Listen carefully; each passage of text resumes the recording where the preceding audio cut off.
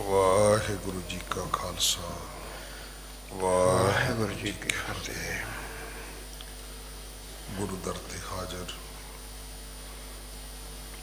गुरु सवारे खालसा जी, आप जी वड भागे हो जो 8वें पातशाह बाला प्रीतम सतगुरु जिस डिठै सब दुख जाए, इन्हां अजमतां वडियाइयां दे मालक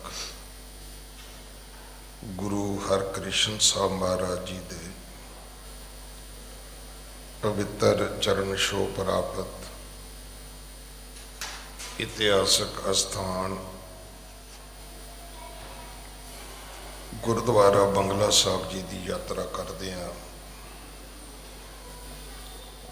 जुगो जुग अटल छतर चवर तखत दे मालक धन धन धन श्री गुरु ग्रंथ साहिब पातशाह महाराज जी दे हजूर मनुखा जीवन दीयां घड़ियां नूं सफला कर रहे हो। सतगुरु सारियां दी यात्रा सफल करन। हुण समा है गुरु दरबार दे निजम अनुसार गुरु इतिहास दी चल रही लड़ीवार कथा दा अपनियां मन बिरतियां एकाग्र करो। रसना पवित्र कर दे एक बार, सारे उच्चारण करो जी सतनाम वाहे गुरु जी। ये इतिहास पहले पातशाह जाहर पीर जगत गुरु कल तारण आए श्री गुरु नानक देव महाराज जी का है। प्रसंग है सतगुरु जी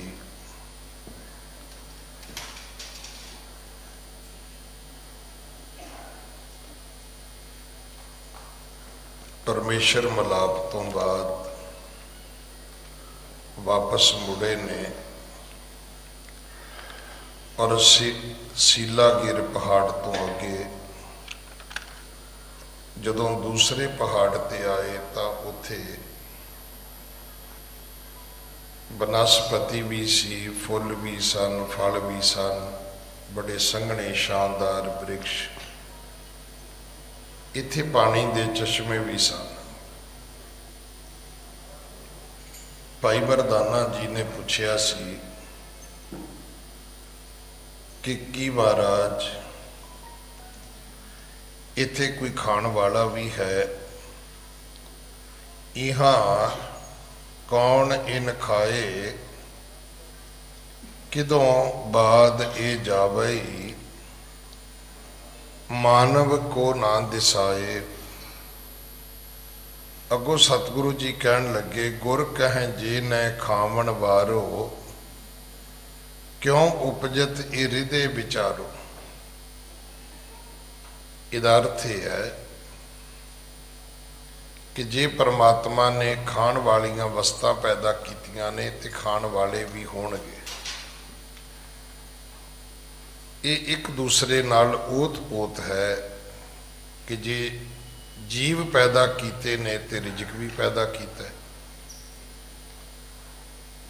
शायद आप जी ने सुनिया होवे कि मुसलमान कदे नहीं कहते कि परमात्मा साड़ी आमदन वधा अल्लाह ताला, वो कहते अल्लाह ताला साड़ा खर्चा वधा, क्योंकि सूदखोरी उन्हां विच है नहीं है। साडे च तो बहुतियां दा काम ही फाइनेंस का है, ब्याज का है। सच्चा सुच्चा मुसलमान फाइनेंस का काम नहीं करता। इस करके तुसी वेख्या होएगा कि हर मुसलमान जिहड़ा है ਉਹ ਇੱਕ ਹਾਰਡ ਵਰਕਰ ਹੈ। ਅੱਜ ਵੀ ਵੇਖੋ ਪੱਥਰ ਦਾ ਕੰਮ, ਚਨਾਈ ਦਾ ਕੰਮ, ਲੱਕੜੀ ਦਾ ਕੰਮ, ਇਹਦੇ ਵਿੱਚ ਇਉਂ ਲੱਗਦਾ ਵੀ ਜਿਵੇਂ ਮੁਸਲਮਾਨਾਂ ਦੀ ਮੋਨੋਪਲੀ ਹੋਵੇ, ਵੀ ਸਾਰੇ ਦਸਤਕਾਰੀ ਇਹਨਾਂ ਕੋਲ ਹੀ ਹੈ। ਵੇਖੋ ਅਸੀਂ ਮਾੜੀਆਂ ਗੱਲਾਂ ਦੀ ਉਹਨਾਂ ਦੀ ਰੋਜ਼ ਚਰਚਾ ਕਰਦੇ, ਜੀ ਉਹ 4 ਵਿਆਹ ਕਰ ਲੈਂਦੇ ਨੇ, ਜੀ ਇਹ ਹੈ, ਜੀ ਐਸਾ ਹੈ, ਜੀ ਵੈਸਾ ਹੈ ਜੀ। ਹੁਣ ਇਹ ਗੱਲਾਂ ਵੀ ਵਿਆਜ ਨਾ ਕਿਸੇ ਨੂੰ ਵਿਆਜੂ ਪੈਸੇ ਦੇਣੇ, ਨਾ ਵਿਆਜ ਲੈਣੀ, ਨਾ ਦੇਣੀ, ਫਿਰ 5 ਵਕਤ ਨਮਾਜ਼ ਵੀ ਪੜ੍ਹਨੀ, ਭਾਵੇਂ ਜੋ ਮਰਜ਼ੀ ਹੋ ਜਾਏ। ਫਿਰ ਜੁਮੇ ਦੀ ਨਮਾਜ਼ ਤੇ ਉਹਨਾਂ ਨੇ ਮਸਜਿਦ ਵਿੱਚ ਵੀ ਲਾਜ਼ਮੀ ਜਾਣਾ ਹੈ, ਔਰ ਰੋਜ਼ੇ ਵੀ ਰੱਖਣੇ ਨੇ। ਹੁਣ ਜਦੋਂ ਜੂਨ ਜੁਲਾਈ 'ਚ ਰੋਜ਼ੇ ਆਉਂਦੇ ਨੇ, ਤੁਸੀਂ ਸੋਚ ਸਕਦੇ ਹੋ ਕਿ ਇੱਕ ਮੁਸਲਮਾਨ ਉਹ ਕਿਵੇਂ ਰੋਜ਼ੇ ਰੱਖਦਾ ਹੈ, ਕਿਉਂਕਿ ਵਿਹਲਾ ਬਵੇਗਾ ਤੇ ਰੋਟੀ ਕਿੱਥੋਂ ਖਾਏਗਾ। ਉਹ ਜੂਨ ਜੁਲਾਈ ਦੇ ਵਿੱਚ ਵੀ ਤੁਹਾਡੇ ਘਰ ਕੰਮ ਤੇ ਵੀ ਆਏਗਾ ਤੇ ਰੋਜ਼ਾ ਵੀ ਰੱਖੇਗਾ। ਇਹ ਠੀਕ ਹੈ, ਅਸੀਂ ਮਾੜੇ ਮੁਸਲਮਾਨਾਂ ਬਾਰੇ ਬਹੁਤਾ ਜਾਣਦੇ ਹਾਂ, ਪਰ ਮੁਸਲਮਾਨਾਂ 'ਚ ਚੰਗੇ ਮੁਸਲਮਾਨ ਵੀ ਹੈਗੇ ਨੇ। ਹਰ ਧਰਮ 'ਚ ਚੰਗੇ ਲੋਕ ਵੀ ਹੁੰਦੇ ਨੇ, ਮਾੜੇ ਵੀ ਹੁੰਦੇ ਨੇ।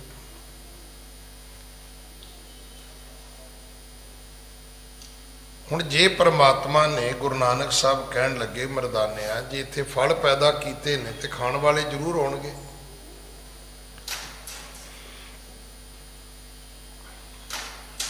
ਔਰ ਇਹ ਸੱਚ ਹੈ ਕਿ ਜਿੱਥੇ ਰੱਬ ਖਾਣ ਵਾਸਤੇ ਕੁਝ ਪੈਦਾ ਨਹੀਂ ਕਰਦਾ, ਉੱਥੇ ਖਾਣ ਵਾਲੇ ਵੀ ਨਹੀਂ ਹੁੰਦੇ। ਰੱਬ ਉੱਥੇ ਜੀਵ ਪੈਦਾ ਹੀ ਨਹੀਂ ਕਰਦਾ। ਮੈਂ ਕੱਲ ਵੀ ਕਥਾ ਰੋਕ ਕੇ ਬੇਨਤੀ ਕੀਤੀ ਸੀ ਕਿ ਜਿਹੜੇ ਤੁਲਸੀਦਾਸ ਨੇ, ਜਦੋਂ ਉਹਨਾਂ ਨੇ ਮਾਂ ਤੋਂ ਸੁਣਿਆ ਸੀ ਕਿ ਇੱਕ ਇਸਤਰੀ ਜਦੋਂ ਮਾਂ ਬਣਦੀ ਹੈ ਤੇ ਉਹਦੇ ਥਣਾ ਵਿੱਚ ਦੁੱਧ ਆ ਜਾਂਦਾ ਹੈ ਬੱਚੇ ਵਾਸਤੇ, ਤੇ ਉਹਨਾਂ ਨੇ ਆਪਣਾ ਖੱਪਰ, ਜਿਹੜਾ ਉਹਨਾਂ ਦਾ ਖੱਪਰ ਸੀ, ਜਿਹੜਾ ਠੂਠਾ ਸੀ, ਸੁੱਟ ਦਿੱਤਾ ਸੀ। ਆਖਿਆ ਸੀ ਜੇ ਰੱਬ ਨੇ ਇੰਨਾ ਪ੍ਰਬੰਧ ਕੀਤਾ ਤਾਂ ਅੱਜ ਤੋਂ ਬਾਅਦ ਮੰਗ ਕੇ ਮੈਂ ਨਹੀਂ ਖਾਵਾਂਗਾ, ਮੈਂ ਮੰਗ ਕੇ ਨਹੀਂ ਖਾਵਾਂਗਾ। ਮੈਂ ਕੱਲ ਵੀ ਬੇਨਤੀ ਕੀਤੀ ਸੀ, 84 ਲੱਖ ਜੂਨਾਂ ਵਿੱਚ ਭਿਖਾਰੀ ਸਿਰਫ ਮਨੁੱਖਾਂ ਵਿੱਚ ਨੇ। ਕਦੇ ਕੋਈ ਗਾਂ ਭਿਖਾਰੀ ਵੇਖੀ ਤੁਸੀਂ? ਹਾਂ, ਬੰਦਿਆਂ ਦੇ ਵੱਸ ਪਈ ਤੇ ਗਊ ਵੀ ਮੰਗਦੀ ਫਿਰਦੀ ਹੈ ਗਲੀਆਂ 'ਚ, ਹਾਥੀ ਵੀ ਮੰਗਦਾ ਫਿਰਦਾ ਹੈ, ਪਰ ਜਦੋਂ ਬੰਦਿਆਂ ਦੇ ਹੱਥ ਚੜ ਜਾਏ, ਵੈਸੇ ਕੋਈ ਪੰਛੀ, ਕੋਈ ਜਾਨਵਰ ਮੰਗਦਾ ਨਹੀਂ ਹੈ, ਕੋਈ ਭਿਖਾਰੀ ਨਹੀਂ ਹੈ। ਸਿਰਫ ਭਿਖਾਰੀ ਹੈ ਤਾਂ ਉਹ ਮਨੁੱਖ ਹੀ ਹੈ।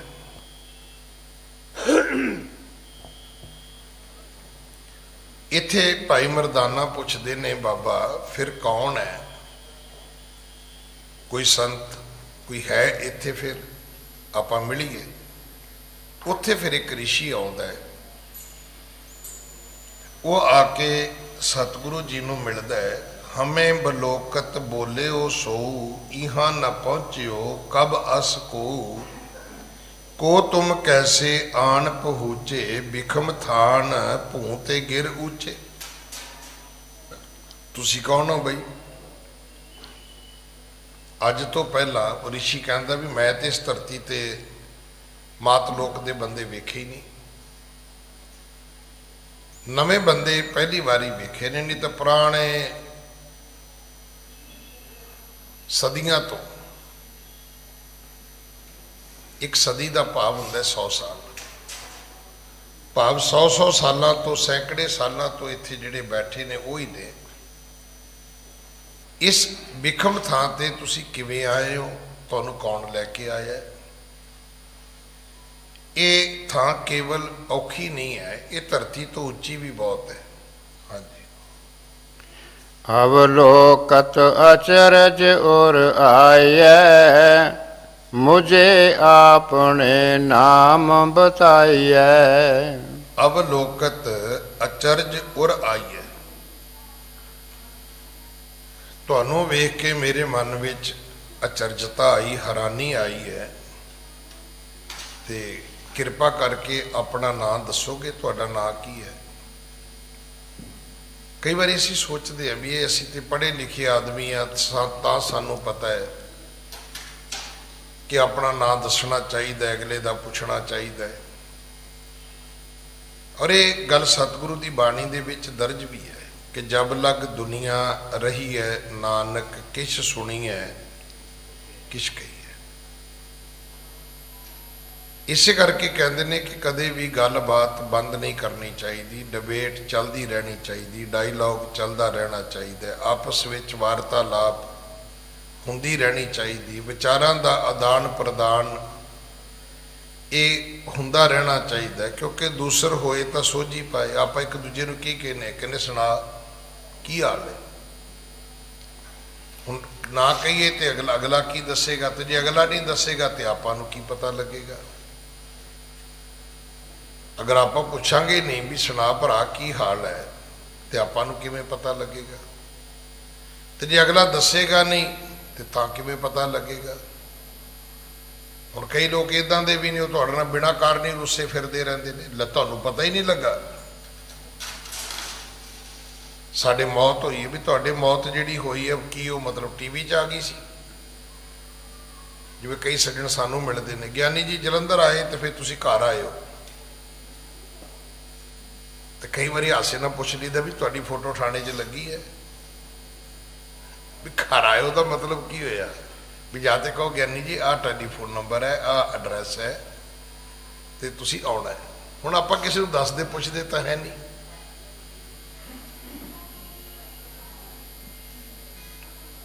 इन्नी अंतरजामता किसी कोल भी नहीं है। दीन दुनिया का पातशाह गुरु नानक जिहड़ा सामने ऋषि है, उसकी भी बड़ी कमाई है, पर फिर भी पूछया उन्हें। जे आप ये कहीए भी नहीं मैसी कई गल्लां सुनिया होंदियां ने, लख सुनिया होण, अज आप की कहने अगले का आई कार्ड वेखना चाहिए, शनाखत तो फिर भी जरूरी है। उहदी जिहड़ी आइडेंटिफिकेशन है उन्होंने किवें वैरीफाई करोगे तुसी?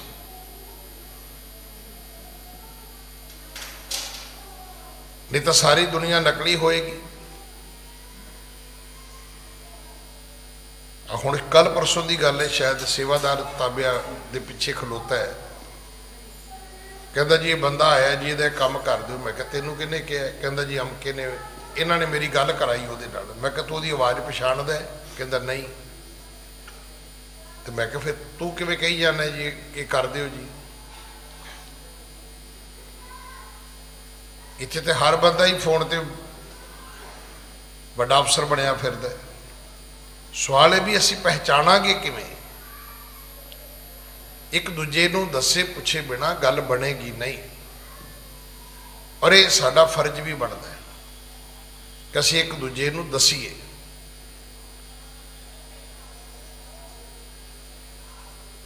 जे तुसीं पुराने समय दे विच जाओगे तो उत्थे साडी जिहड़ी संस्कृति सी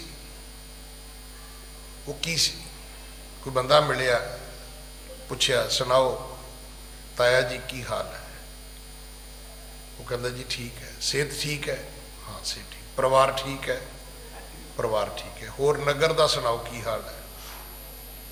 लोग पुछते होंदे सी पिंड का की हाल है। कई बारी बाई नेम कल्ले कल्ले बंदे का हाल पूछया जाता सी। अज कोई किसी नूं दस्सण लई तैयार नहीं। कुछ जमाना भी बदल गया। तुसीं पुछो अगला कहता भी तेरा की मतलब है, तू कौन होना है मेरी परसनल लाइफ दे विच सवाल करने वाला। एक युग सी कोई नहीं पुछदा सी तो असीं गुस्सा करदे सी। हुण एक युग ऐसा आ गया है कि कोई तुहाडे बारे पुछदा है तो तुहानूं तकलीफ हो जाती है भी हाँ हाँ मेरे बारे तेनू इन्नी इनक्वायरी दी की लोड़ है भाई, कि तू मेरे बारे इन्ना लंबा चौड़ा क्यों पूछण लई तैयार हो गया? देखो कुछ समय की करवट भी है, हालात भी ऐसे बन गए। एक वेला हुंदा सी कि जे किसी नूं बाहरों रोटी खवा के मोड़ दिता जाता सी तो कहता सी मेरी उन्होंने इज्जत नहीं की। ਕਿ ਉਹ ਮੈਨੂੰ ਆਪਣੇ ਘਰ ਲੈ ਕੇ ਨਹੀਂ ਗਏ ਔਰ ਘਰ ਖੜ ਕੇ ਉਹਨਾਂ ਨੇ ਮੈਨੂੰ ਇੱਕ ਚਾਹ ਦਾ ਕੱਪ ਵੀ ਨਹੀਂ ਪਿਆਇਆ, ਬਾਹਰੋਂ ਹੀ ਰੋਟੀ ਖਵਾਤੀ ਤੇ ਬਾਹਰੋਂ ਹੀ ਤੋਰਤਾ। ਅੱਜ ਉਲਟਾ ਹੈ, ਤੁਸੀਂ ਕਿਸੇ ਨੂੰ ਘਰ ਲੈ ਜਾਓ, ਘਰ ਬਿਠਾ ਕੇ ਰੋਟੀ ਖਵਾਓ, ਚਾਹ ਪਿਆਓ, ਉਹ ਫਿਰ ਕਹਿੰਦਾ ਜੀ ਘਰ ਹੀ ਬਿਠਾਈ ਰੱਖਿਆ, ਬਾਹਰ ਤੇ ਖੜਿਆ ਹੀ ਨਹੀਂ ਕਿਤੇ, ਵੀ ਕਿਤੇ ਚੰਗੇ ਰੈਸਟੋਰੈਂਟ ਹੋਟਲ ਲੈ ਕੇ ਜਾਂਦੇ। ਕੁਝ ਸਮੇਂ ਦੀ ਵੀ ਕਰਵਟ ਹੈ, ਹਾਲਾਤ ਵੀ ਕੁਝ ਐਸੇ। ਮੈਂ ਰੋਜ਼ ਬੇਨਤੀ ਕਰਦਾ ਵੀ ਸਵਾਲ ਇਹ ਨਹੀਂ ਕਿ ਇੱਕ ਸਾਖੀ ਹੈ ਸੁਣ ਲਓ ਜੀ, ਇਹ ਸਾਖੀ ਇਹ ਕਥਾ ਅੱਗੇ 1000 ਵਾਰੀ ਹੋ ਚੁੱਕੀ ਹੈ, ਬਹੁਤ ਸਾਰੇ ਸ਼ਹਿਰਾਂ 'ਚ ਹੁੰਦੀ ਹੈ, ਪਰ ਇਹਦੇ ਤੋਂ ਸਾਨੂੰ ਕੀ ਮਿਲਿਆ? ਕੁਝ ਆਪਾਂ ਵੀ ਸਿੱਖਿਆ, ਸੁਣ ਛੱਡਿਆ, ਪੜ੍ਹ ਛੱਡਿਆ, ਅਸੀਂ ਉੱਥੇ ਹੀ ਖੜ ਗਏ ਆ ਕੇ। ਸਾਰੇ ਸਿੱਖਣ ਦੀ ਲੋੜ ਹੈ। ਹੁਣ ਉਹ ਰਿਸ਼ੀ ਕਹਿੰਦਾ ਹੈ ਮੁਝੇ ਆਪਣਾ ਨਾਮ ਬਤਾਈਏ, ਕਹਿਣ ਲੱਗਾ ਜੀ ਫਿਰ ਦੱਸੋ ਤੁਹਾਡਾ ਨਾਂ ਕੀ ਹੈ? ਹਾਂਜੀ। ਸੁਣ ਕਰ ਸ੍ਰੀ ਗੁਰ ਗਿਰਾ ਉਚਾਰੀ, ਨਾਮ ਮੋਰ ਨਾਨਕ ਨਿਰੰਕਾਰੀ। ਅੱਗੋਂ ਸਤਿਗੁਰੂ ਪਿਤਾ ਮਹਾਰਾਜ ਕਹਿਣ ਲੱਗੇ,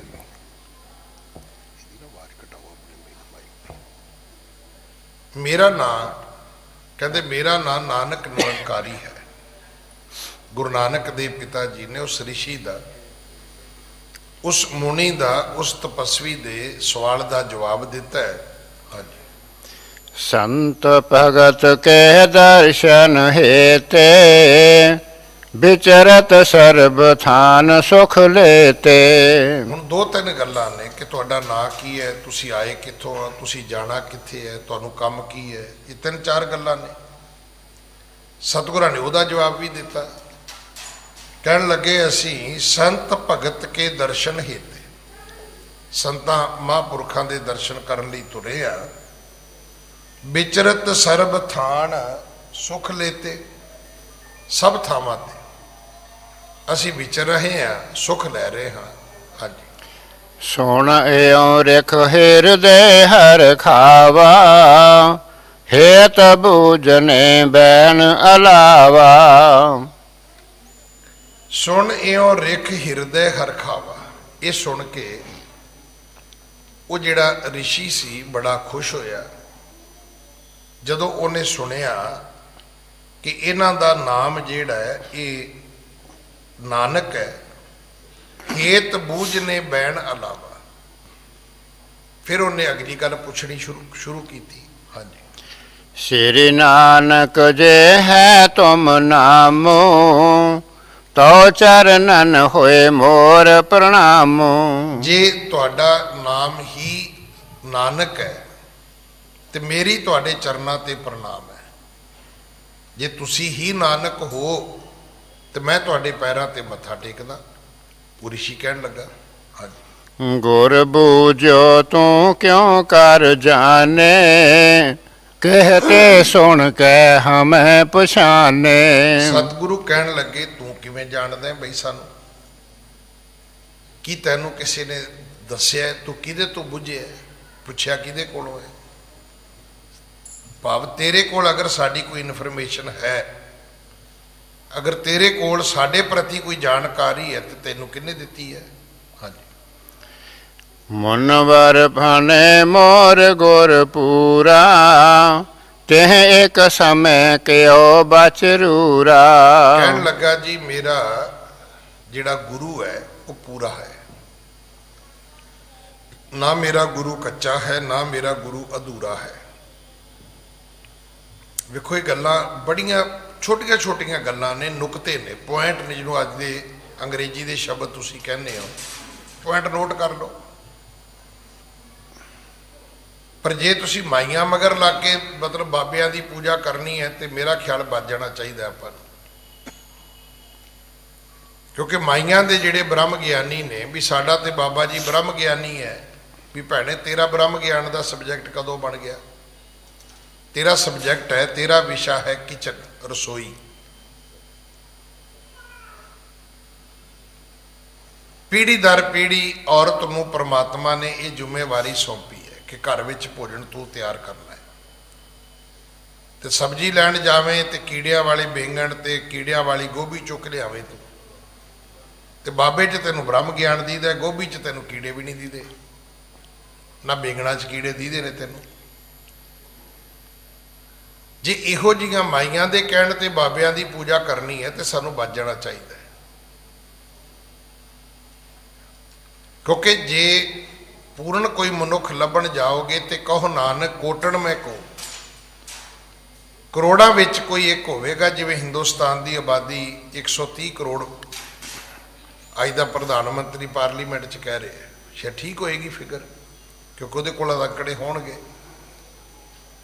ਤਾਂ ਫਿਰ ਮੇਰੇ ਹਿਸਾਬ ਨਾਲ, ਗੁਰਬਾਣੀ ਦੇ ਹਿਸਾਬ ਨਾਲ, ਜਿਵੇਂ ਗੁਰਬਾਣੀ ਦੇ ਅਰਥਾਂ ਦੇ ਅਨੁਸਾਰ ਤੁਹਾਨੂੰ ਬੇਨਤੀ ਕਰਾਂ ਤੇ ਵੱਧ ਤੋਂ ਵੱਧ 100 ਸਵਾ 100 ਬੰਦਾ ਹੋਣਾ ਚਾਹੀਦਾ। ਪਰ ਇੱਥੇ ਤੇ ਉਹ ਕਹਿੰਦੇ ਹੁੰਦੇ ਸੀ ਬਈ ਇੱਟ ਪੁੱਟੋਗੇ ਥੱਲਿਓ ਬਾਬਾ ਨਿਕਲੇਗਾ। ਕਹਿੰਦਾ ਨਹੀਂ, ਹੁਣ ਜ਼ਮਾਨਾ ਬਦਲ ਗਿਆ। ਕਹਿੰਦਾ ਕੀ?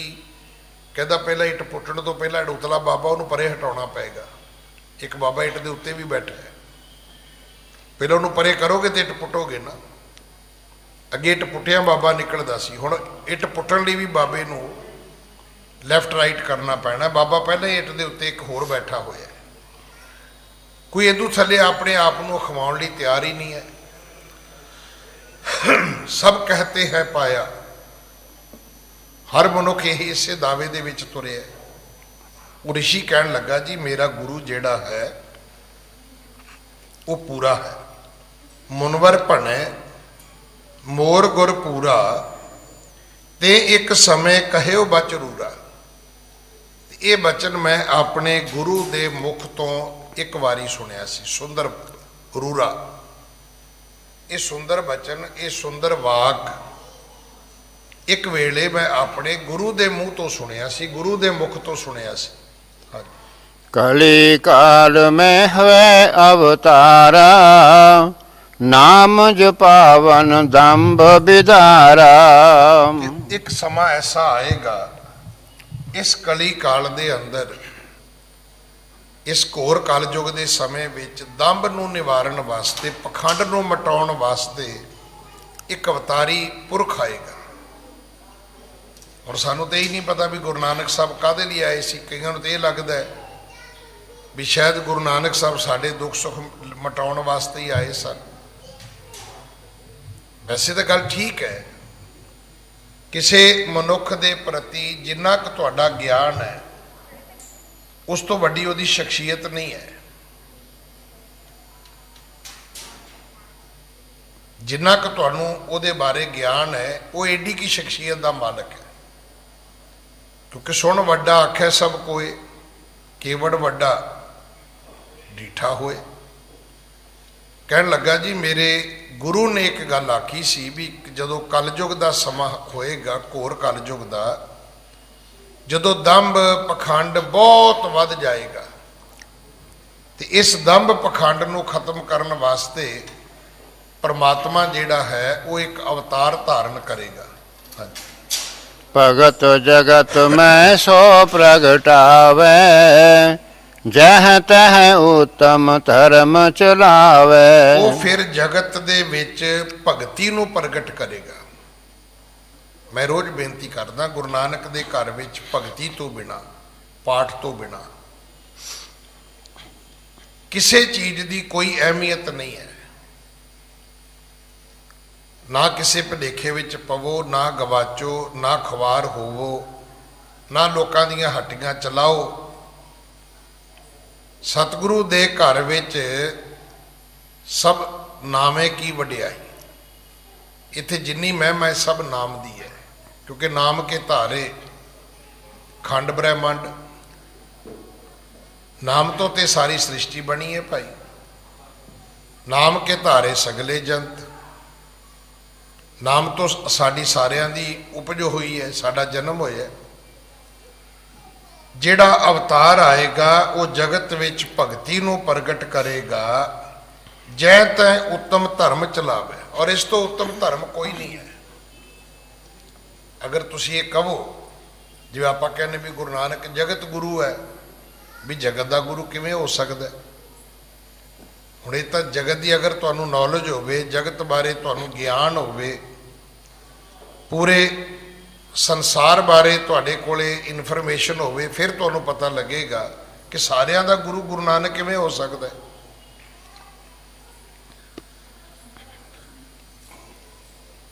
ਸਾਰਿਆਂ ਦਾ ਗੁਰੂ ਗੁਰੂ ਨਾਨਕ ਹੈ। ਭਾਵੇਂ ਕੋਈ ਕਿਸੇ ਮੁਲਕ ਵਿੱਚ ਪੈਦਾ ਹੋਇਆ, ਕਿਸੇ ਰੰਗ ਕਿਸੇ ਨਸਲ ਵਿੱਚ ਪੈਦਾ ਹੋਇਆ, ਕਿਸੇ ਜਾਤੀ ਵਿੱਚ ਪੈਦਾ ਹੋਇਆ, ਭਾਵੇਂ ਉਹਦੀ ਬੋਲੀ ਕੋਈ ਵੀ ਹੋਵੇ, ਭਾਵੇਂ ਉਹਦੀ ਪੁਸ਼ਾਕ ਪਹਿਰਾਵਾ ਕੋਈ ਵੀ ਹੋਵੇ, ਕਿਉਂਕਿ ਗੁਰੂ ਨਾਨਕ ਕੀ ਹੈ? ਗੁਰੂ ਨਾਨਕ ਇੱਕ ਸਿਧਾਂਤ ਹੈ। ਅਸੀਂ ਲੱਗੇ ਹੋਏ ਹਾਂ ਕਿ ਬਾਬੇ ਨਾਨਕ ਦੀ ਇੱਕ ਮੂਰਤੀ ਬਣਾ ਕੇ ਸਥਾਪਿਤ ਕਰ ਦਿਓ। ਤੁਹਾਨੂੰ ਪਤਾ ਜਦੋਂ ਗੁਰੂ ਨਾਨਕ ਸਾਹਿਬ ਜੋਤੀ ਜੋਤ ਸਮਾਏ ਤੇ ਕੀ ਹੋਇਆ?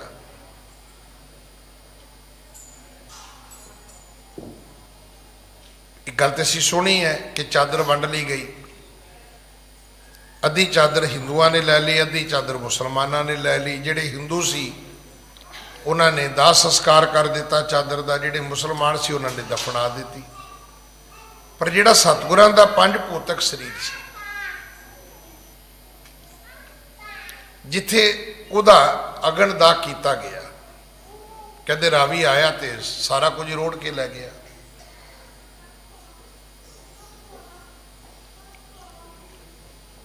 ਸਾਡੇ ਕੋਲ ਬਹੁਤ ਸਾਰੇ ਗੁਰੂ ਸਾਹਿਬਾਨਾਂ ਦੇ ਅੰਗੀਠੇ ਨਹੀਂ ਹੈਗੇ।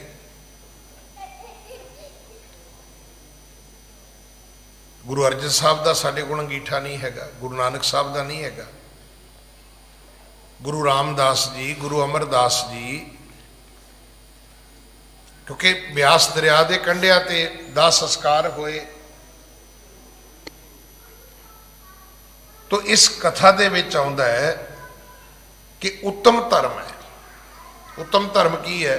ਕਿ ਭਾਈ ਪਾਠ ਪੂਜਾ ਕਰੋ। ਹੁਣ ਪਾਠ ਪੂਜਾ ਕਰਨ ਵਾਸਤੇ ਨਾ ਤਾਂ ਅਮੀਰੀ ਚਾਹੀਦੀ ਹੈ, ਨਾ ਹੀ ਸਮੱਗਰੀ ਚਾਹੀਦੀ ਹੈ। ਪਾਠ ਪੂਜਾ ਦੇ ਵਾਸਤੇ ਤੁਹਾਨੂੰ ਲੋੜ ਨਹੀਂ ਹੈ ਕਿ ਤੁਸੀਂ ਕਹੋ ਜੀ ਇਹਦੇ ਵਾਸਤੇ, ਤੇ ਜਿਵੇਂ ਅੱਜ ਕੱਲ੍ਹ ਹੁੰਦਾ ਹੈ, ਕਈ ਵਾਰੀ ਖੰਡ ਪਾਠ ਕਰਾਉਣਾ ਹੋਵੇ ਨਾ ਤੇ 25-30 ਹਜ਼ਾਰ ਦੀ ਸਮੱਗਰੀ ਲਿਖਾ ਦਿੱਤੀ ਜਾਂਦੀ ਹੈ। ਮਾੜਾ ਬੰਦਾ ਤੇ ਕਰਾ ਹੀ ਨਹੀਂ ਸਕਦਾ। ਫਿਰ ਧਰਮ ਬਰਾਬਰ ਕਿਵੇਂ ਹੋਇਆ ਭਾਈ? ਫਿਰ ਤੇ ਅਮੀਰਾਂ ਦਾ ਧਰਮ ਹੈ, ਗਰੀਬਾਂ ਦਾ ਹੈ ਹੀ ਨਹੀਂ।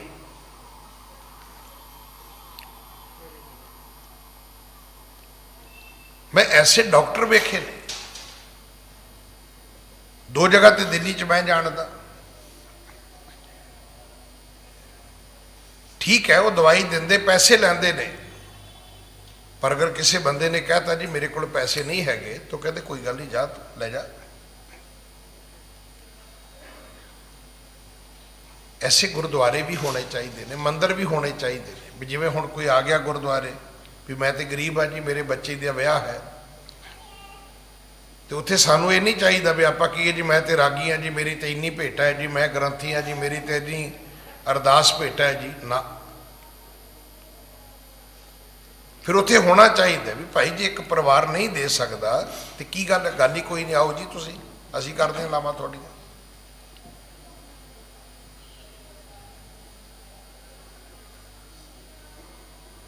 ਐਸੇ ਹਸਪੀਟਲ ਵੀ ਹੈਗੇ ਨੇ।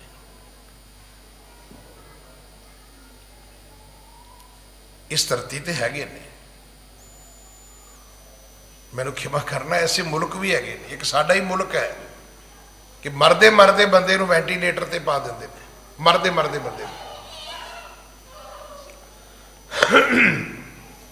ਤੇ ਘਰਦਿਆਂ ਨੂੰ ਕਹਿੰਦੇ ਨੇ ਜੀ ਰੁਪਈਆ 4 ਲੱਖ ਲੈ ਆਓ। ਜਦੋਂ 4 ਲੱਖ ਦੀ ਰਸੀਦ ਮਿਲ ਜਾਂਦੀ ਹੈ ਤੇ ਫਿਰ ਕਹਿ ਦਿੰਦੇ ਨੇ ਵੀ ਤੁਸੀਂ ਦੱਸੋ ਤੇ ਅਸੀਂ ਵੈਂਟੀਲੇਟਰ ਤੋਂ ਲਾ ਦਈਏ। ਇਹ ਮੇਰੇ ਨਾਲ ਭਾਣਾ ਵਰਤ ਚੁੱਕਿਆ ਗੰਗਾ ਰਾਮ 'ਚ। ਬੜੇ ਮੇਰੇ ਪਿਆਰੇ ਮਿੱਤਰ, ਮੈਂ ਪਹੁੰਚਿਆ ਭੱਜ ਕੇ, ਉਹਨਾਂ ਦਾ ਨੌਜਵਾਨ ਬੇਟਾ ਸੀ 16-17 ਸਾਲ ਦਾ। ਬਾਹਰੋਂ ਬੱਚੇ ਦਾ ਤਾਇਆ ਮੇਰੀ ਬਾਹ ਫੜ ਕੇ ਅੰਦਰ ਖੜਦਾ, ਕਹਿੰਦਾ ਵੇਖੋ ਸਾਡਾ ਮੁੰਡਾ ਮਰ ਗਿਆ, ਇਹਨਾਂ ਵੈਂਟੀਲੇਟਰ ਤੇ ਪਾਤਾ। ਮੇਰਾ ਭਰਾ 2 ਲੱਖ ਲੈ ਕੇ ਆਏਗਾ, ਜਦੋਂ ਜਮਾ ਹੋ ਜਾਣਗੇ ਲਾ ਦੇਗਾ। ਵਾਹ ਵਾਹ। ਉਹੀ ਹੋਇਆ, ਮੇਰੇ ਖਲੋਤੇ ਇਹ ਸਾਰਾ ਕੁਝ ਹੋਇਆ, ਪੈਸੇ ਵੀ ਜਮ੍ਹਾਂ ਹੋਏ ਤਾਂ ਉਹਨਾਂ ਨੇ ਵੈਂਟੀਲੇਟਰ ਤੋਂ ਵੀ ਲਾਤਾ। ਵੇਖੋ ਮੈਂ ਖੁਦ ਕਨਫਿਊਜ਼ ਹਾਂ ਕਿ ਗੁਰੂਆਂ ਪੀਰਾਂ ਦੀ ਧਰਤੀ ਹਿੰਦੁਸਤਾਨ ਹੈ, ਪਰ ਸਾਰੀ ਅਕਲ ਅਮਰੀਕਾ ਕੋਲ ਚਲੀ ਗਈ, ਸਾਰਾ ਪੈਸਾ ਉਹਨਾਂ ਕੋਲ ਚਲਾ ਗਿਆ, ਸਾਰੀ ਸਾਇੰਸ ਉਹਨਾਂ ਕੋਲ ਚਲੀ ਗਈ, ਸਾਰਾ ਗਿਆਨ ਵਿਗਿਆਨ ਉਹਨਾਂ ਕੋਲ ਚਲਾ ਗਿਆ। ਅੱਜ ਤੇ ਸਾਰਾ ਸੁਹੱਪਣ ਵੀ ਉੱਥੇ ਤੁਰਿਆ ਜਾਂਦਾ। ਕਿਸੇ ਦਾ ਲੜਕਾ ਸੋਹਣਾ ਹੋਵੇ ਉੱਥੋਂ ਆਉਂਦੇ ਨੇ ਲੜਕੀ ਵਾਲੇ, ਉਹ ਵਿਆਹ ਕੇ ਲੈ ਜਾਂਦੇ ਨੇ। ਕਿਸੇ ਦੀ ਧੀ ਸੋਹਣੀ ਹੋਵੇ ਉੱਥੋਂ ਆਉਂਦੇ ਨੇ, ਉਹ ਵਿਆਹ ਕੇ ਲੈ ਜਾਂਦੇ ਨੇ। ਸੋਹਣੇ ਵੀ ਚੱਲੇ, ਸਿਆਣੇ ਵੀ ਚੱਲੇ, ਪੜ੍ਹਿਆ ਲਿਖਿਆ ਨੂੰ ਅਮਰੀਕਾ ਆਪ ਲੈ ਜਾਂਦਾ ਹੈ।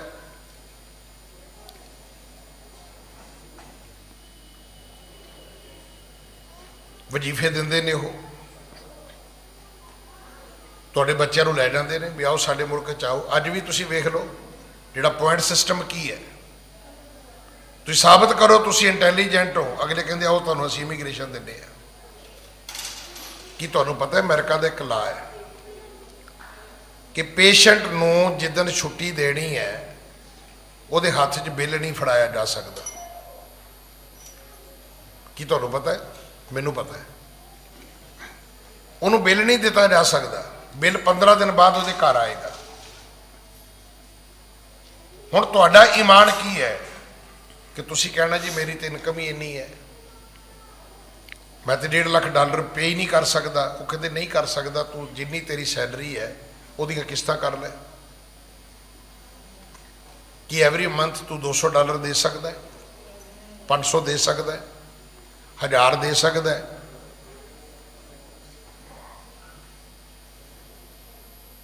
ਉੱਥੇ ਇੱਕ ਹਸਪੀਟਲ,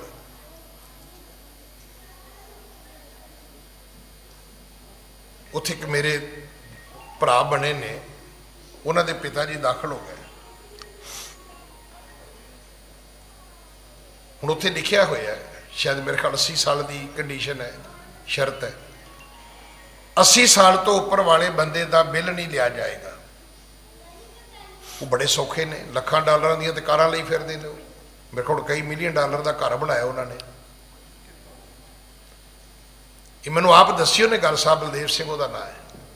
ਕਹਿੰਦਾ ਮੈਂ ਹਸਪੀਟਲ ਵਾਲਿਆਂ ਨੂੰ ਕਿਹਾ ਵੀ ਅਸੀਂ ਆਪਣੇ ਫਾਦਰ ਦਾ ਬਿੱਲ ਦੇਣਾ ਚਾਹੁੰਦੇ ਹਾਂ। ਕਹਿੰਦੇ ਤੁਸੀਂ ਦੇ ਨਹੀਂ ਸਕਦੇ, ਸਾਡੇ ਹਸਪੀਟਲ ਦਾ ਲਾ ਹੀ ਨਹੀਂ ਹੈਗਾ। ਕਹਿੰਦੇ ਫਿਰ? ਕਹਿੰਦੇ ਤੁਸੀਂ ਡੋਨੇਸ਼ਨ ਦੇ ਸਕਦੇ ਹੋ। ਆ ਪਿਛਲੇ ਬੰਨੇ ਚਾਰਟ ਬਣਿਆ ਹੋਇਆ, ਇਹਦੇ 'ਚ ਤੁਹਾਡਾ ਨਾਮ ਲਿਖ ਦਿੱਤਾ ਜਾਏਗਾ ਕਿ ਤੁਹਾਡੇ ਵੱਲੋਂ ਇੰਨੇ ਲੱਖ ਇੰਨੇ ਮਿਲੀਅਨ ਡਾਲਰ ਜਿਹੜੀ ਹੈ ਉਹ ਡੋਨੇਸ਼ਨ ਆਈ ਹੈ। ਪਰ ਲੱਖ ਅਮੀਰ ਹੋਵੋ ਤੁਸੀਂ ਬਿੱਲ ਨਹੀਂ ਦੇ ਸਕਦੇ, ਸਾਡਾ ਕਾਨੂੰਨ ਹੀ ਨਹੀਂ ਹੈਗਾ।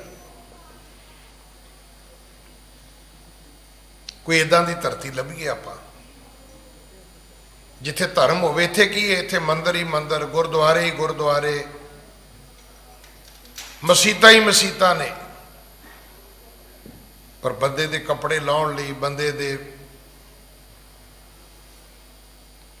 ਮਰਨ ਮਾਰਨ ਦੇ ਪ੍ਰਬੰਧ ਨੇ।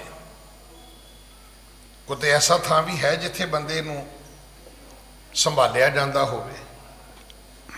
ਜੇ ਥੋੜੀ ਬਹੁਤੀ ਥਾਂ ਬਚੀ ਤੇ ਉਹ ਗੁਰਦੁਆਰੇ ਨੇ। ਉਹ ਸੁਣਿਆ ਹੋਣੇ ਰਕੇਸ਼ ਟਕੈਤ ਕੋਲੋਂ, वो कहता गुरुद्वारे में दो कम से कम आपको खाने को लंगर तो मिलेगा। इस कथा नूं जदों असीं सुणदे हां इहदे तो बहुत कुछ आपां नूं सिੱਖਣ ਨੂੰ मिलना चाहिए। ਉਹ ऋषि की कहता है, कहता जी मेरे गुरु ने ये गल दसी सी भी कलयुग दे विच जिहड़ा रबी अवतार आएगा उहदा नाम नानक होएगा। वो की करेगा? वो संसार नूं भगती देवेगा। मेरे गुरु नानक ने कोई धागा तवीत नहीं जे दिता। जिहड़े तुहानूं दे रहे ने वो ना गुरु नानक ने ते ना गुरु नानक दे ने, वो गुरु नानक दे भी नहीं है। गुरु दा सिख किसी नूं धागा तवीत नहीं दे सकता। है ही नहीं, साडे घर च धागा तवीत है ही नहीं गा। इत्थे ते आप भी बाणी पढ़ो, तुसीं भी बाणी पढ़ो। जिहड़ी चीज़ ना मेरा भला होया उहदे नाल तुहाडा भी हो सकदा है। वो ऋषि कहंदा मेरे गुरु ने आख्या सी कि वो जिहड़ा नानक है वो उत्तम धर्म चलाएगा। ਹੁਣ ਇਹ ਉੱਤਮ ਧਰਮ ਹੈ, ਇਹ ਭਲਾ ਧਰਮ ਹੈ, ਇਹ ਬਰਾਬਰਤਾ ਦਾ ਧਰਮ ਹੈ।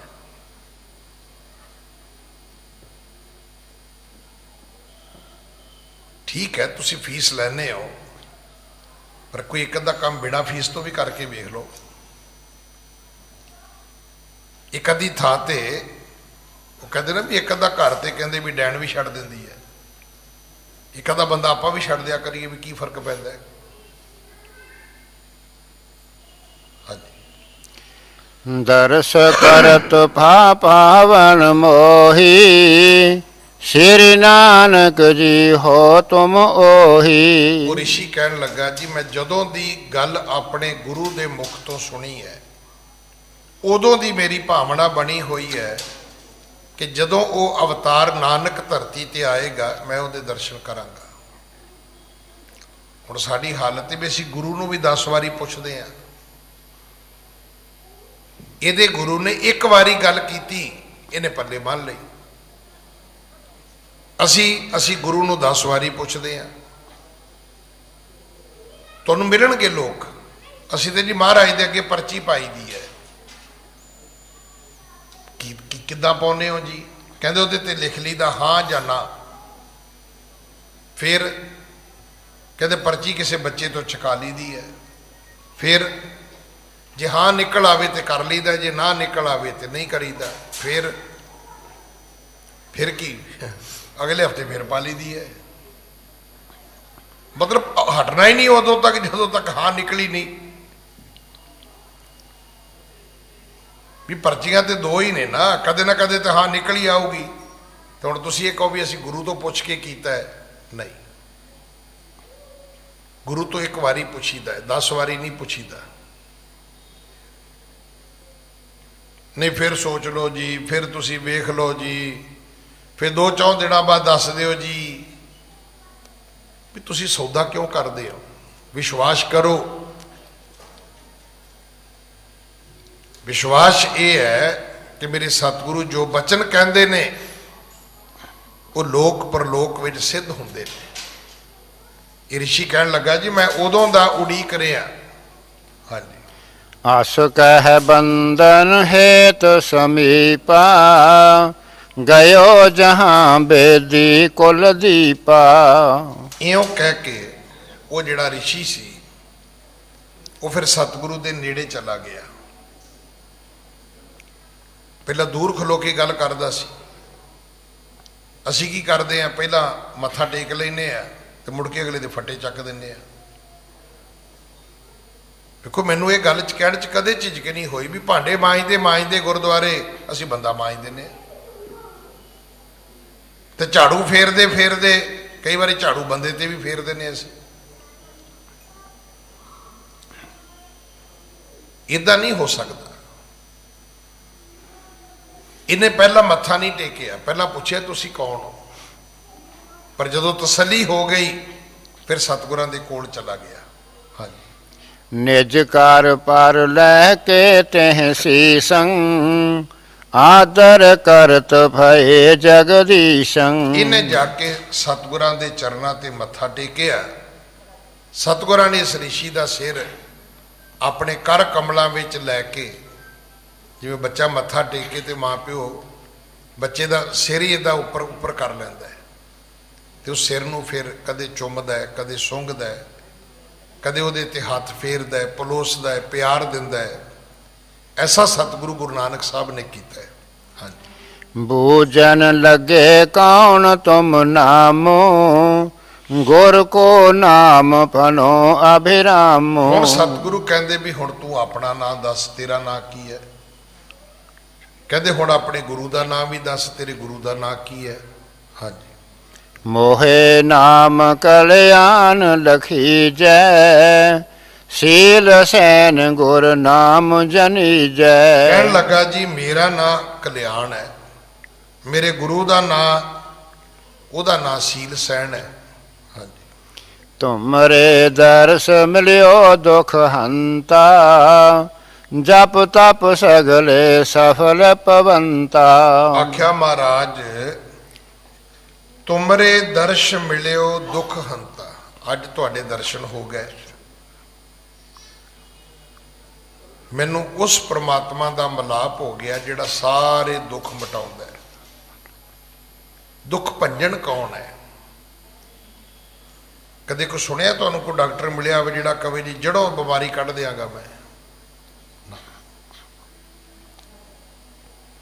ਜਿਹੜੋ ਬਿਮਾਰੀਆਂ ਕੱਢਣ ਵਾਲਾ ਤੇ ਰੱਬ ਆਪ ਹੈ। ਰੱਬ ਤੋਂ ਬਿਨਾ ਕੋਈ ਹੋਰ ਦੂਸਰਾ ਨਹੀਂ ਹੈ। ਜਪ ਤਪ ਸਗਲੇ ਸਫਲ ਭਵੰਤਾ। ਅੱਜ ਮੇਰੇ ਕੀਤੇ ਜਪ ਕੀਤੇ ਤਪ ਸਫਲ ਹੋ ਗਏ, ਤੁਹਾਡੇ ਦਰਸ਼ਨ ਹੋ ਗਏ, ਕਿਉਂਕਿ ਹਰ ਤੁਹਾਡੀ ਕਮਾਈ ਦਾ ਇੱਕ ਪੁੰਨ ਫਲ ਹੈ। ਜੋ ਤੁਸੀਂ ਜ਼ਿੰਦਗੀ ਵਿੱਚ ਨੇਕੀ ਕੀਤੀ, ਦਾਨ ਕੀਤੇ, ਪੁੰਨ ਕੀਤੇ, ਨੇਮ ਕੀਤੇ, ਵਰਤ ਕੀਤੇ, ਕਦੇ ਨਾ ਕਦੇ ਉਹਦਾ ਤੁਹਾਨੂੰ ਕੋਈ ਨਾ ਕੋਈ ਬਹੁਤ ਵੱਡਾ ਫਲ ਮਿਲੇਗਾ। ਉਹਨੂੰ ਅਸੀਂ ਪੁੰਨ ਫਲ ਕਹਿੰਦੇ ਹਾਂ, ਪੁੰਨਾਂ ਤੋਂ ਪੈਦਾ ਹੋਇਆ ਫਲ।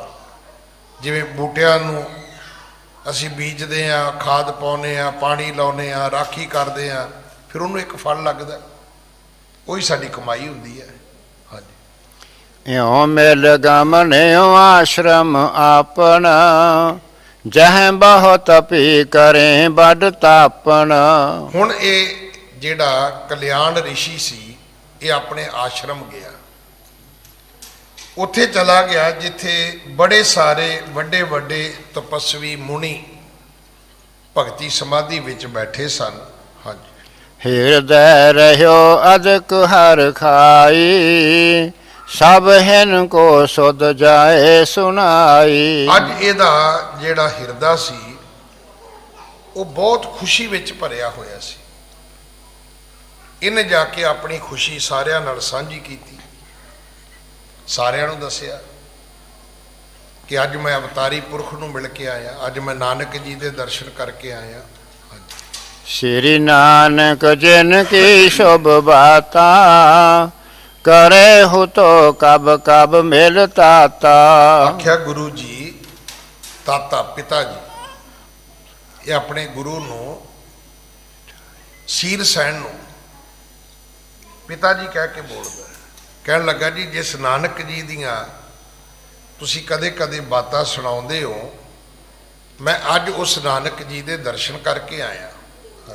ਸੋ ਅਬ ਚੱਲ ਆਏ ਇਹ ਠਾਈ, ਵੈਸੇ ਬਨ ਕੇ ਬੀਚ ਸੁਹਾਈ। ਸਾਰੇ ਪੁੱਛਦੇ ਨੇ ਵੀ ਤੂੰ ਕਿੱਥੇ ਕੀਤੇ?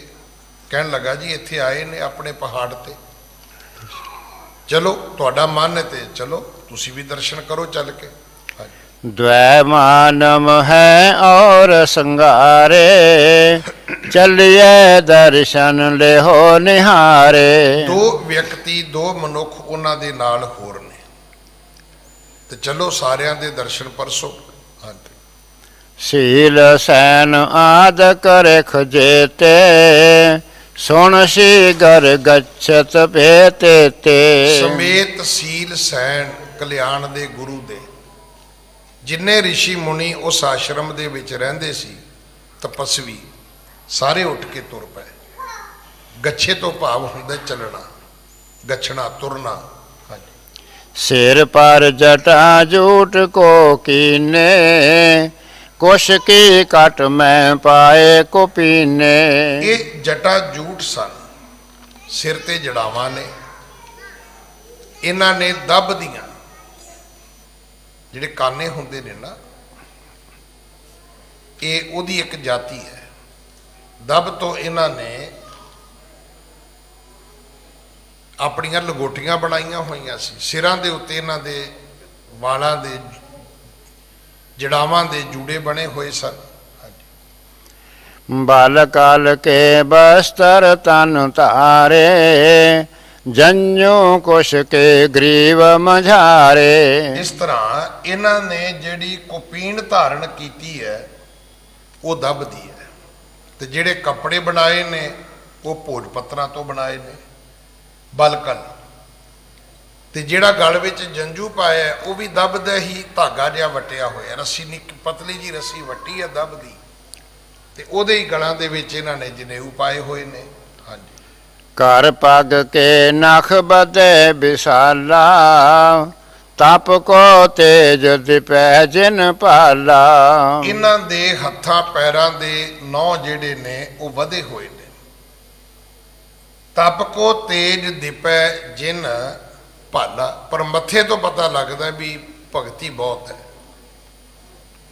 ਮੱਥੇ ਜਿਹੜੇ ਸੀ ਉਹ ਤਿਊੜੀਆਂ ਨਾਲ ਨਹੀਂ ਸੀ ਭਰੇ, ਮੱਥੇ ਜਿਹੜੇ ਸੀ ਉਹ ਈਰਖਾ ਨਾਲ ਨਹੀਂ ਸੀ ਸੜੇ, ਉਹ ਭਗਤੀ ਦੇ ਨਾਲ ਲਟ ਕਰਦੇ ਸੀ। ਹਾਂਜੀ।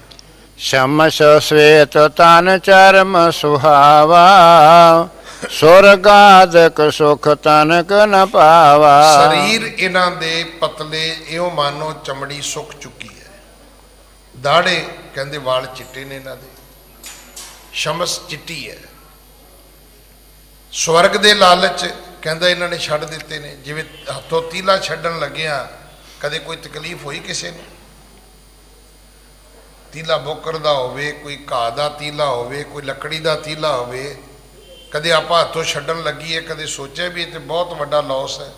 ਨਾ, ਇਹਦਾ ਇਹਨਾਂ ਨੇ ਸਵਰਗ ਛੱਡ ਦਿੱਤਾ ਹੈ। ਹਾਂਜੀ। ਉਜਲ ਹਿਰਦੈ ਗਿਆਨ ਸੋ ਜਿਨ ਕੇ, ਕਲ ਮਲ ਨਾਸੇ ਦਰਸ਼ਨ ਤਿਨ ਕੇ। ਇਹਨਾਂ ਦੇ ਅੰਦਰ ਉਜਲ ਗਿਆਨ ਹੈ। ਇਹਨਾਂ ਦੀ ਇੰਨੀ ਭਗਤੀ ਹੈ ਵੀ ਕੋਈ ਇਹਨਾਂ ਦੇ ਦਰਸ਼ਨ ਕਰੇ ਤੇ ਉਹਦੇ ਵੀ ਪਾਪ ਮਿਟ ਸਕਦੇ ਨੇ।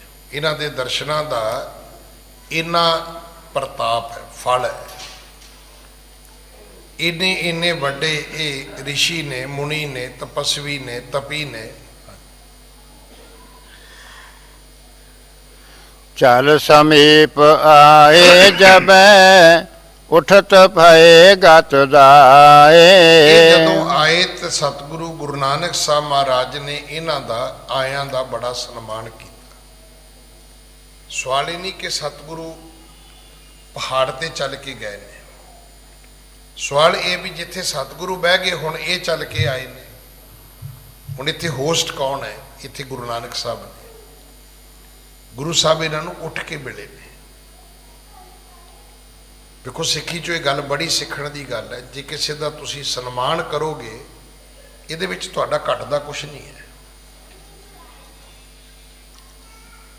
ਪਰ ਇੱਥੇ ਕੀ ਹੁੰਦਾ, ਇੱਥੇ ਅਸੀਂ ਕੋਸ਼ਿਸ਼ ਕਰਦੇ ਵੀ ਆਉਣ ਵਾਲੇ ਦੀ ਇੱਜ਼ਤ ਪਹਿਲਾਂ ਹੀ ਘਟਾ ਦਿੱਤੀ ਜਾਵੇ, ਤੇ ਉਹਦਾ ਰਿਜ਼ਲਟ ਫਿਰ ਸਾਡੇ ਸਾਹਮਣੇ ਹੀ ਹੈ। ਜਦੋਂ ਅਸੀਂ ਆਏ ਦੀ ਇੱਜ਼ਤ ਘਟਾਉਂਦੇ ਆ ਤੇ ਆਉਣ ਵਾਲਾ ਵੀ ਫਿਰ ਜਾਣ ਤੋਂ ਬਾਅਦ ਇਸੇ ਕੰਮ, ਇਸੇ ਧੰਦੇ ਤੇ ਹੀ ਲੱਗ ਜਾਂਦਾ ਹੈ। ਉਹ ਕਹਿੰਦਾ ਵੀ ਇਹਦੀ ਕਿਵੇਂ ਘਟਾਉਣੀ ਹੈ?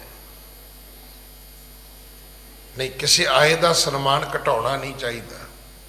ਤੁਸੀਂ ਨਹੀਂ ਵਧਾ ਸਕਦੇ, ਵੱਖਰੀ ਚੀਜ਼ ਹੈ।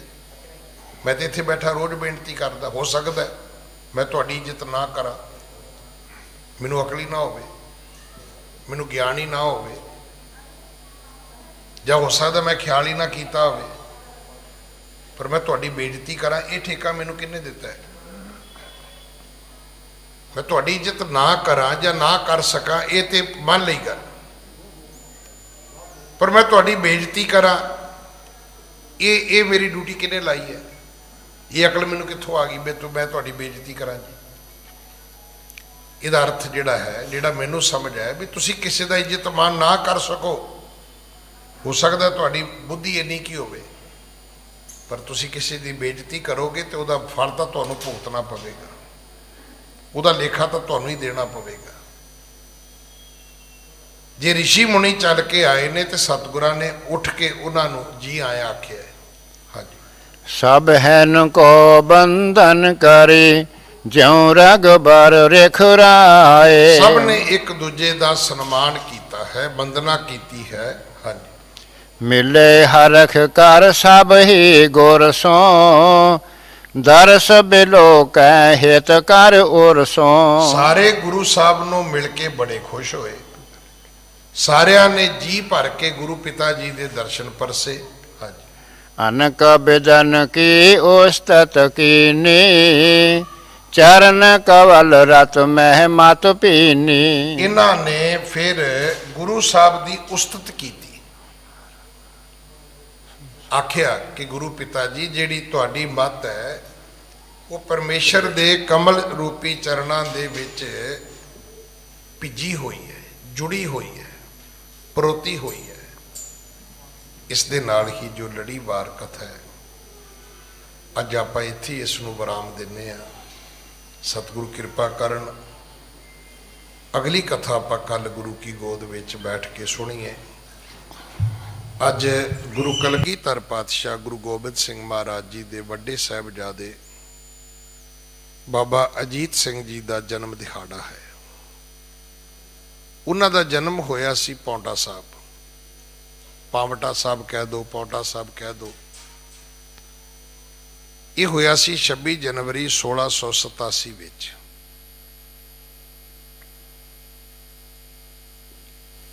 ਇਹ ਕੈਲੰਡਰ ਦਾ ਫਰਕ ਹੈ, ਇਹ ਕਨਫਿਊਜ਼ ਨਹੀਂ ਹੋਣਾ ਵੀ ਅੱਜ ਤੇ ਫਰਵਰੀ ਹੈ, ਇਹ ਜਨਵਰੀ ਕਿਵੇਂ ਹੋ ਗਿਆ। ਜਿਹੜਾ ਇੰਗਲਿਸ਼ ਕੈਲੰਡਰ ਹੈ ਨਾ, ਇਹਦੇ ਵਿੱਚ ਬਹੁਤ ਸਾਰੇ ਦਿਨਾਂ ਦਾ ਫਰਕ ਇੱਕੋ ਦਿਨ ਬੈਠ ਕੇ ਪਾਇਆ ਗਿਆ ਸੀ। ਉਸ ਤੋਂ ਬਾਅਦ ਇਹ ਲੀਪ ਦਾ ਸਾਲ ਜਿਹੜਾ ਹੈ ਇਹ ਫਿਕਸ ਕਰ ਦਿੱਤਾ ਗਿਆ ਕਿ 4 ਸਾਲਾਂ ਬਾਅਦ ਇੱਕ ਦਿਨ ਐਸਾ, ਇੱਕ ਸਾਲ ਐਸਾ ਆਇਆ ਕਰੇਗਾ ਜਿਹਦੇ ਵਿੱਚ ਜਿਹੜੀ ਫਰਵਰੀ ਹੈ ਉਹਦਾ ਇੱਕ ਦਿਨ ਵਧਾ ਦਿੱਤਾ ਗਿਆ, ਤਾਂ ਕਿ ਕਦੇ ਮੁੜ ਕੇ ਗਲਤੀ ਨਾ ਕਰਨੀ ਪਵੇ। ਇਤਿਹਾਸ ਤੇ ਕਹਿੰਦਾ ਵੀ 18 ਦਿਨ ਇੱਕੋ ਦਿਨ ਵਿੱਚ ਕੈਲੰਡਰ ਨੂੰ ਅੱਗੇ ਪਿੱਛੇ ਕੀਤਾ ਗਿਆ, 18 ਦਿਨ। ਕਿਉਂਕਿ ਟਾਈਮ ਦੇ ਸੈਕਿੰਡ ਮਿੰਟਾਂ ਦੇ ਹਿਸਾਬ ਨਾਲ ਦਿਨ 365 ਨਹੀਂ ਬਣਦੇ। ਉਹ ਫਿਰ ਜਦੋਂ ਅੱਗੇ ਅੱਗੇ ਜਾਓਗੇ, ਫਿਰ ਉਹ ਸਮਾਂ ਜਿਵੇਂ ਜਿਵੇਂ ਵੱਧਦਾ ਘਟਦਾ ਵਿੱਚ ਉਹਦੇ ਜਦੋਂ ਫਿਰ ਜੋੜ ਆਏਗਾ ਤੇ ਉਹ 4 ਸਾਲਾਂ ਵਿੱਚ ਇੱਕ ਦਿਨ ਜਿਹੜਾ ਵੱਧ ਜਾਂਦਾ ਹੈ। 4 ਸਾਲਾਂ ਤੋਂ ਬਾਅਦ ਭੰਗਾਣੀ ਦਾ ਯੁੱਧ ਹੋ ਚੁੱਕਾ ਸੀ। ਜੰਗ ਜਿੱਤਣ ਦੇ ਨਾਮ ਤੋਂ ਬਾਬਾ ਅਜੀਤ ਸਿੰਘ ਜੀ ਦਾ ਨਾਮ ਅਜੀਤ ਰੱਖਿਆ ਗਿਆ, ਕੱਲਾ ਅਜੀਤ। ਇਹ ਜਿਹੜਾ ਅਜੀਤ ਸਿੰਘ ਨਾਮ ਹੈ ਇਹ 1699 ਵਿੱਚ ਹੋਇਆ ਹੈ। ਉਦੋਂ ਇਹਨਾਂ ਦੀ ਉਮਰ ਤਕਰੀਬਨ 12 ਸਾਲ ਸੀ। ਜਦੋਂ ਖੰਡੇ ਬਾਟੇ ਦਾ ਅੰਮ੍ਰਿਤ ਤਿਆਰ ਹੋਇਆ, ਉਦੋਂ ਬਾਬਾ ਅਜੀਤ ਸਿੰਘ ਜੀ ਨੇ ਵੀ ਅੰਮ੍ਰਿਤ ਛਕਿਆ ਤੇ ਅਜੀਤ ਤੋਂ ਅਜੀਤ ਸਿੰਘ ਬਣ ਗਏ। ਮੈਂ ਸੋਚ ਰਿਹਾ ਸੀ ਵੀ ਸਾਡਾ 18-19 ਸਾਲ ਦਾ ਬੱਚਾ ਅਮਰੀਕਾ ਨੂੰ ਜਾਂਦਾ ਹੈ +2 ਕਰਕੇ, ਇੱਥੇ ਇੰਨੇ ਕੁ ਸਾਲਾਂ ਦਾ ਬੱਚਾ ਹੈ ਜਿਹੜਾ ਪਰਮੇਸ਼ਰ ਕੋਲ ਜਾ ਰਿਹਾ ਹੈ ਚਮਕੌਰ ਦੀ ਗੜੀ ਵਿੱਚ। ਔਰ ਉਸ ਤੋਂ ਪਹਿਲਾਂ ਕਿੰਨੇ ਕੀਰਤੀਮਾਨ ਨੇ ਬਾਬਾ ਅਜੀਤ ਸਿੰਘ ਹੋਰਾਂ ਦੇ। ਛੋਟੀ ਜੀ ਉਮਰ ਵਿੱਚ ਉਹਨਾਂ ਨੇ ਘੋੜ ਸਵਾਰੀ ਵੀ ਸਿੱਖੀ ਹੈ, ਉਹਨਾਂ ਨੇ ਜਿਹੜਾ ਸਾਡਾ ਮਾਰਸ਼ਲ ਆਰਟ ਹੈ ਗੱਤਕਾ ਇਹ ਵੀ ਸਿੱਖਿਆ ਹੈ, ਯੁੱਧ ਵਿਦਿਆ ਵੀ ਸਿੱਖੀ ਹੈ। ਔਰ ਬੜੀਆਂ ਵੱਡੀਆਂ ਜ਼ਿੰਮੇਵਾਰੀਆਂ ਬਾਬਾ ਅਜੀਤ ਸਿੰਘ ਜੀ ਨਿਭਾਉਂਦੇ ਹੁੰਦੇ ਸੀ। ਜਿੱਥੇ ਜਿੱਥੇ ਵੀ ਆਉਂਦੀਆਂ ਸੰਗਤਾਂ ਦੇ ਨਾਲ ਕੋਈ ਅਨਿਆਂ ਹੁੰਦਾ ਸੀ, ਜ਼ੁਲਮ ਹੁੰਦੀ ਸੀ, ਕੋਈ ਲੁੱਟ ਖਸੁੱਟ ਹੁੰਦੀ ਸੀ, ਉੱਥੇ ਬਾਬਾ ਅਜੀਤ ਸਿੰਘ ਜੀ ਜਥੇਦਾਰ ਬਣ ਕੇ ਅੱਗੇ ਹੋ ਕੇ ਜਾਂਦੇ ਸੀ ਫੌਜਾਂ ਦੇ। ਇੱਕ ਪੰਡਤ ਦੇ ਪਰਿਵਾਰ ਨੂੰ ਛਡਾਉਣ ਦੀ ਕਥਾ ਵੀ ਆਪਾਂ ਸੁਣਦੇ ਆ। ਔਰ ਜਿਹੜੀ ਸਰਸਾ ਨਦੀ ਹੈ ਉੱਥੇ ਜਿਹੜਾ ਸਿਆਸਾ ਦੀ ਵਾਰ ਦਾ ਕੀਰਤਨ ਸੁਣਦੇ ਆ। ਇਤਿਹਾਸ ਇਹ ਕਹਿੰਦਾ ਵੀ ਉੱਥੇ ਤੁਸੀਂ ਕਿਤੇ ਖਲੋਵੋ, ਮੈਂ ਤਾਂ ਏਦਾਂ ਖਲੋ ਕੇ ਤੇ ਨਹੀਂ ਵੇਖਿਆ ਕਦੇ। ਕਹਿੰਦੇ ਉਹਦੇ ਤੋਂ ਥੋੜਾ ਜਿਹਾ ਪਿੱਛੇ ਕੋਈ ਐਸੀ ਵੀ ਜਗ੍ਹਾ ਸੀ ਜਿੱਥੇ 2 ਪਹਾੜਾਂ ਦੇ ਵਿੱਚੋਂ ਦੀ ਲੰਘਣ ਦਾ ਰਸਤਾ ਛੋਟਾ ਸੀ। ਉੱਥੇ ਬਾਬਾ ਅਜੀਤ ਸਿੰਘ ਜੀ ਆਪਣੀਆਂ ਫੌਜਾਂ ਲੈ ਕੇ ਅੜੇ ਰਹੇ, ਦੁਸ਼ਮਣ ਨੂੰ ਅੱਗੇ ਨਹੀਂ ਵਧਣ ਦਿੱਤਾ ਜਦੋਂ ਤੱਕ ਆਸਾ ਦੀ ਵਾਰ ਦਾ ਭੋਗ ਨਹੀਂ ਪੈ ਗਿਆ। ਫਿਰ ਸਰਸਾ ਨਦੀ ਪਾਰ ਕਰਕੇ ਚਮਕੌਰ ਦੀ ਗੜੀ ਵਿੱਚ ਉਹਨਾਂ ਨੇ ਆਪਣੀ ਸ਼ਹਾਦਤ ਦਿੱਤੀ ਹੈ। ਔਰ ਉਹਨਾਂ ਨੂੰ ਜਿਹੜਾ ਪੰਥ ਨੇ ਖਿਤਾਬ ਦਿੱਤਾ ਉਹ ਬਾਬੇ ਦਾ ਹੈ। ਮੈਂ ਤਾਬਿਆ ਬੈਠ ਕੇ ਵੀ ਬੇਨਤੀ ਕੀਤੀ ਸੀ, ਅੱਜ ਦੁਨੀਆ ਜਿੰਨੇ ਮਰਜ਼ੀ ਬਾਬੇ ਬਣ ਕੇ ਆਪਣੇ ਨਾਂ ਦੇ ਨਾਲ ਤੁਰੇ ਫਿਰਨ, ਪਰ ਬਾਬਾ ਸ਼ਬਦ ਗੁਰੂ ਕਲਗੀਧਰ ਪਿਤਾ ਦੇ 4 ਲਾਲਾਂ ਨੂੰ ਇਸ ਕਰਕੇ ਮਿਲਿਆ ਕਿ 4 ਸ਼ਹੀਦ ਹੋਏ ਨੇ। ਬਾਬਾ ਅਜੀਤ ਸਿੰਘ, ਬਾਬਾ ਜੁਝਾਰ ਸਿੰਘ, ਬਾਬਾ ਜੋਰਾਵਰ ਸਿੰਘ, ਬਾਬਾ ਫਤਿਹ ਸਿੰਘ, ਜਿਸ ਗੁਰੂ ਦੇ ਦਰ ਤੇ ਬੈਠੇ ਆ। ਇਹਨਾਂ ਨੇ ਸ਼ਬਦ ਬਾਬਾ ਗੁਰੂ ਤੇਗ ਬਹਾਦਰ ਸਾਹਿਬ ਲਈ ਵਰਤਿਆ ਸੀ, ਬਾਬਾ ਬਸੇ ਗ੍ਰਾਮ ਬਕਾਲੇ। ਭਾਈ ਗੁਰਦਾਸ ਨੇ ਬਾਬਾ ਸ਼ਬਦ ਵਰਤਿਆ, ਜਾਹਰ ਪੀਰ ਜਗਤ ਗੁਰ ਬਾਬਾ, ਗੁਰੂ ਨਾਨਕ ਸਾਹਿਬ ਦੇ ਵਾਸਤੇ।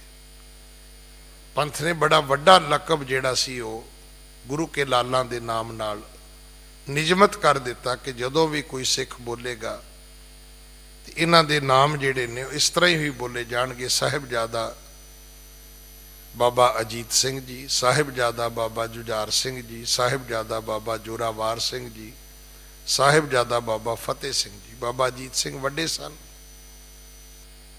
ਔਰ ਉਹਨਾਂ ਨੇ ਚਮਕੌਰ ਦੀ ਗੜੀ ਵਿੱਚ ਆਪਣੀ ਸ਼ਹਾਦਤ ਪਾਈ ਸੀ। ਜਿਹੜਾ ਪਹਿਲਾ ਜਥਾ ਗਿਆ ਸੀ ਉਹਨਾਂ ਪੰਜਾਂ ਦੇ ਉਹ ਆਪ ਜਥੇਦਾਰ ਸਨ। ਸੋ ਅੱਜ ਬਾਬਾ ਜੀ ਦਾ